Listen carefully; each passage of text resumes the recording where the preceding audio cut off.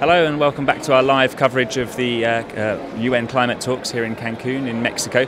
Apologies for the slightly delayed start. Our French segment, which I hope you enjoyed, overran by a couple of minutes, but because of that we're going to go straight into our first interview.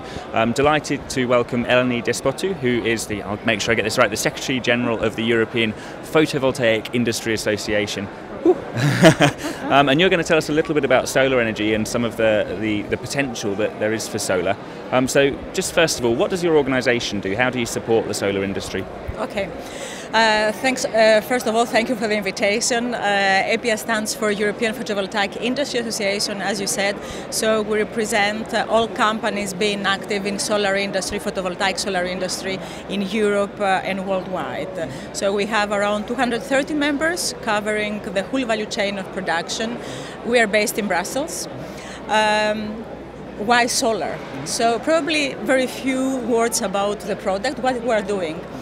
The products of our company members are really the ones that convert the solar radiation into electricity. Why solar? Because it's the most abundant energy source in Earth, because it has not moving parts, because photovoltaic panels last for more than 25 years, and because they don't emit any emissions, and they are applicable everywhere. So they are flexible, we can have on-grid applications, off-grid applications, and they are very, very flexible and reliable energy source. It has a lot of benefits, of course, and we believe, and we are here in Cancun because we would like to convey the message that PV can definitely contribute to mitigate the climate change effects. And is this an industry that's already booming, or is it kind of at the start of its development? How much solar is there? Okay, so a very good question, because indeed our industry is booming, the installations are booming as well. So if you compare the figures of installed capacity in Europe, for instance, and globally, since the last 5 years, you can see that we have a growth from the one year to another around 40 to 50%. So the deployment is really massive. And an important message here is that the technology is there. We can deploy it, and what we want is more political willingness to support the technology. And is this something that Europe is leading on, or because we were reporting live from Tianjin in China last month for the climate talks there, and we heard a lot in China about how they're leading on wind energy now and really pushing on solar. And I believe that China's biggest solar energy company, just today has announced that it's expecting to see growth of about 20% in the next year, which is clearly this is an industry worldwide that's booming. Who's leading the race? Okay, we have to distinguish what we're speaking about, because when we speak about installed capacity and markets, Europe is definitely leading with, as pioneer, Germany, who has almost 70% of the market. And from the other side, China has a huge untapped potential.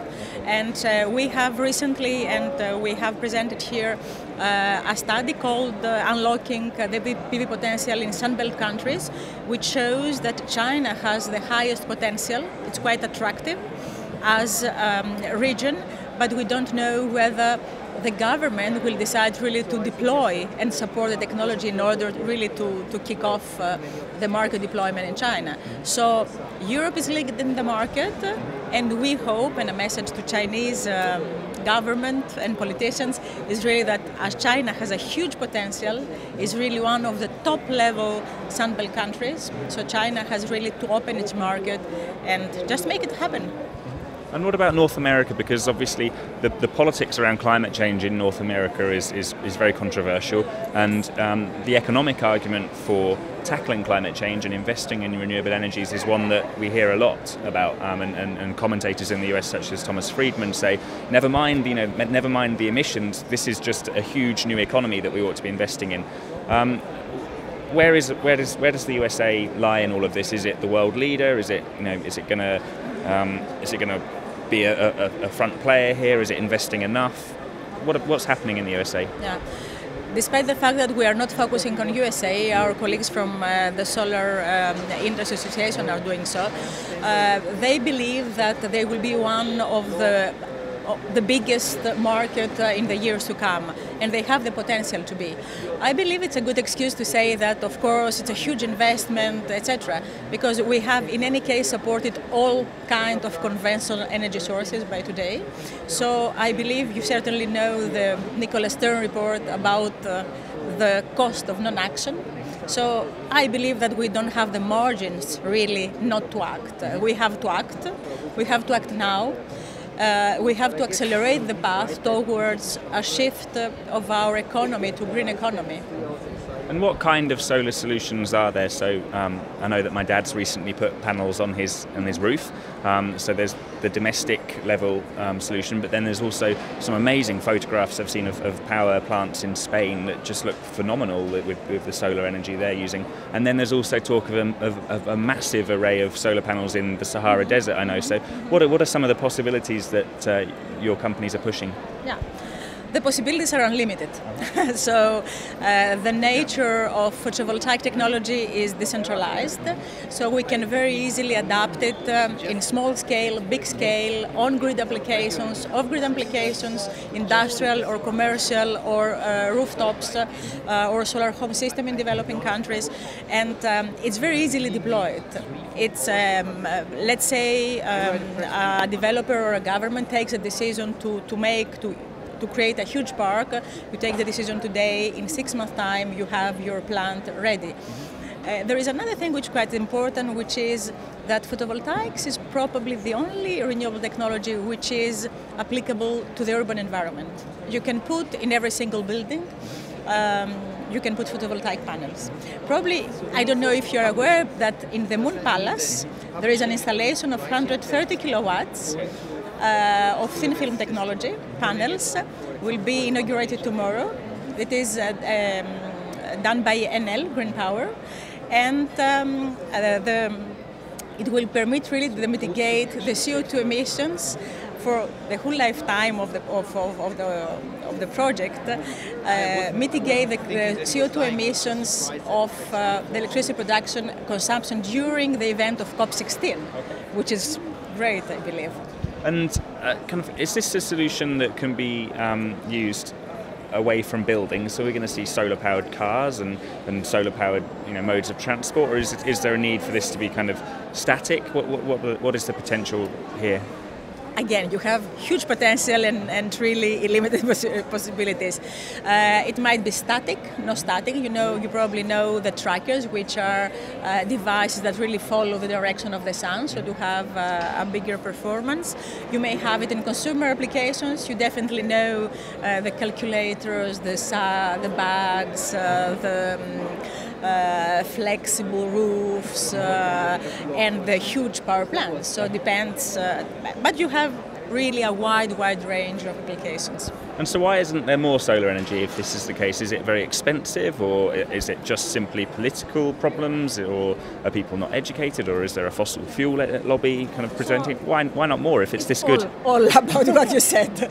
I mean, all the elements that you just mentioned are somewhere valid. First of all, we need to aware people about the benefits of solar energy. Of course, these are all renewables, are new technologies, relatively new, compared to conventional energy sources. So we still depend, we are policy driven, so we depend on political support, but definitely for a transition period, not for a long time. We will be really competitive by 2015. We are competitive in some areas in the developing world for off-grid applications with diesel, for instance, and we will reach grid parity, which means that we will be competitive with the conventional electricity generation sources by 2015. And our aim is, of course, to be a sustainable, clean electricity that provides affordable electricity to consumers. And you mentioned there that you will need some kind of political support initially, at least. Has the global economic downturn kind of hit the solar industry badly on that front? Because presumably renewable energy is one of the things that lots of governments are maybe cutting their support for at the moment in Europe. I believe that really it has hit our industry as already hit all other industries. There is not a particular a particular reason why that has to hit more our industry. Of course, as any new industry, we will pass through a certain consolidation phase. An encouraging element is that you have certain countries that have taken and are taking green economy as one of the strategic areas of economic development and welfare.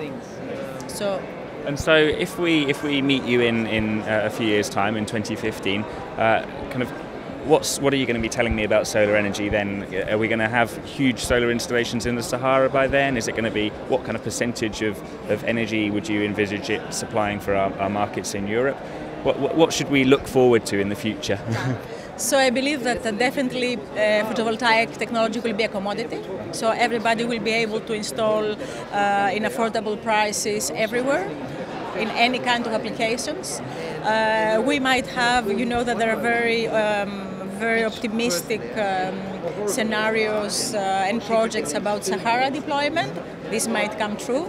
And then you probably have to know that we foresee, if all conditions are met and political support is there, we believe that we can reach up to 12% of contribution into the European electricity mix by 2020, which is huge. And if this happens, just to give you an analogy of what does it mean, this means, for instance, to mitigate all the CO2 emissions from a country as Thailand, for instance, which is great. Well, on that positive note, that's a lovely note to finish the interview on, I think. So, Eleni, thank you so much for joining us. It's been really good talking to you. Thank you very much to you.